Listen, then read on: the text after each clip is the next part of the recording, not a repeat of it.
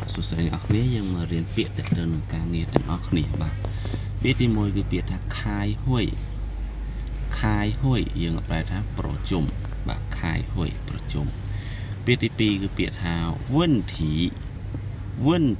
យើងប្រែថាបញ្ហាឬក៏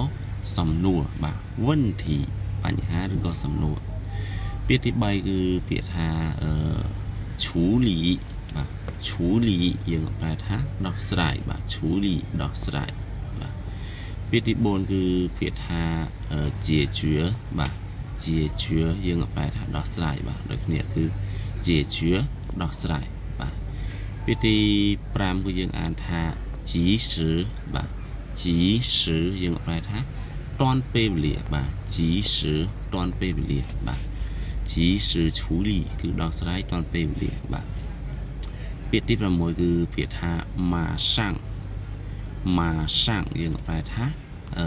ប្រញាប់ប្រញាល់បាទឬក៏ភ្លាមបាទម៉ាសាំងប្រញាប់ប្រញាល់ឬក៏ភ្លាមបាទពាក្យទី7យើងអានថាជុនសឺបាទជុនសឺយើងប្រែថាទៀងទាត់បាទឬក៏ទៀងពេលបាទជុនសឺទៀងទាត់ឬក៏ទៀងពេលបាទពាក្យទី8គឺយើងអានថាឡាយទ័រជីបាទឡាយទ័រជីយើងប្រែថាមិនតាន់បាទឡាយទ័រជីគឺមិនតាន់បាទឡាយទ័រជីពាក្យទី9គឺយើងអានថាឡាយពូជីបាទឡាយពូជីយើងប្រែថាមើកតាន់មើកមិនតាន់បាទ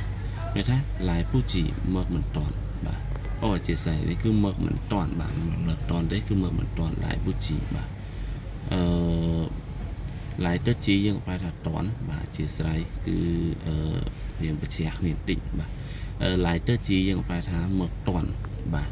ដល់ពេលឡាយពូជីយើងប្រែថាមើកមិនតាន់បាទពាក្យទី10គឺពាក្យថាយានឈីបាទយានឈីយើងប្រែថាពន្យាពេលបាទយានឈីមានថាពន្យាពេលចេញទំនិញហ្នឹងយើងប្រើពាក្យថាយានឈីបាទពន្យាពេលវេលាបាទអូខេយើងអធិស្ឋានផងគឺកន្លែងនេះគឺយើងកន្លះនេះបន្តិចបាទពាក្យថាឡាយទ័រជីហើយនឹងឡាយពូជីបាទអធិស្ឋានអូខេចឹងមេរៀនយើងមានប៉ុណ្្នឹងឯងអូខេបាយបាយ再见